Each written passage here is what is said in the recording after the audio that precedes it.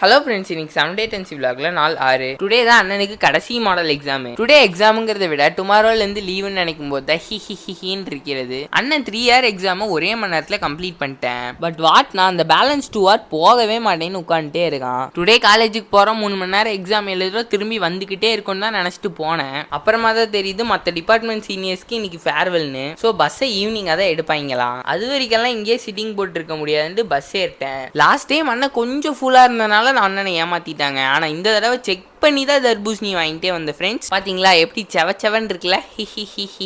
அப்புறம் ஒரு வேவா அண்ணன் காலையில இருந்து எக்ஸ்பெக்ட் பண்ணிட்டு இருந்த ஐபோன் கேஸ் கம்முடு.